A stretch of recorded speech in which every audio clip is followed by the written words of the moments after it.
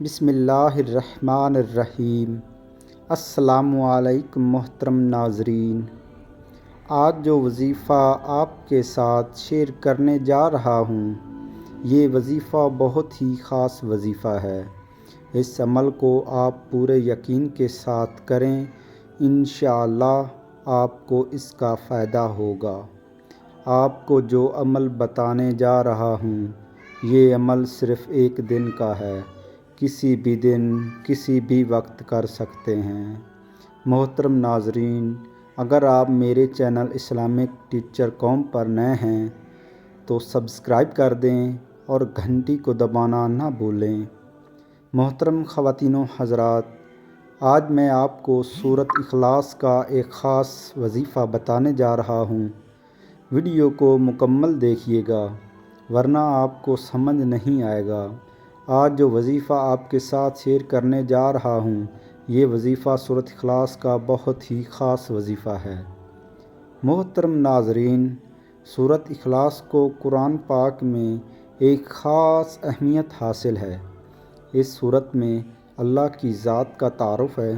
حدیث شریف میں ہے کہ جو شخص 3 مرتبہ سورۃ اخلاص پڑھتا ہے اسے ایک قرآن پاک پڑھنے کے برابر ثواب ملتا ہے۔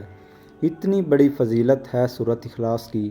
اس سورت مبارکہ کو دن میں کم از کم 3 مرتبہ لازمی پڑھ لیا کریں۔ جو وظیفہ بتانے جا رہا ہوں یہ بہت طاقتور ہے۔ اس وظیفے کے عمل کو پورے دن میں کسی بھی وقت کر سکتے ہیں۔ یہ عمل گھر کا کوئی ایک فرد بھی کر سکتا ہے اور گھر کے تمام افراد مل کر بھی کر سکتے ہیں۔ جیسے آپ کو بہتر لگے اسی طریقہ سے کر سکتے ہیں۔ یہ عمل آپ نے اس طریقہ سے کرنا ہے جو میں آپ کو بتانے جا رہا ہوں۔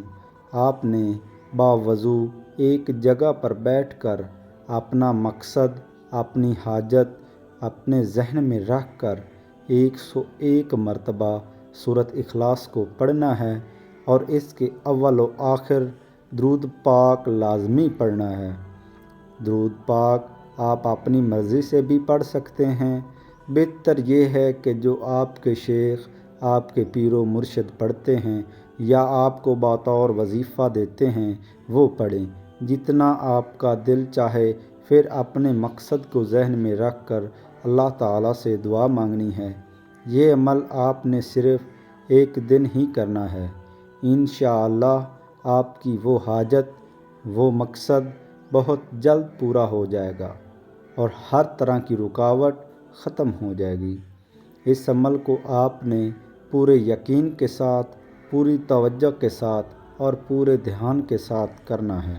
کرتے وقت اپنی حاجت کو، اپنے مقصد کو اپنے ذہن میں رکھنا ہے۔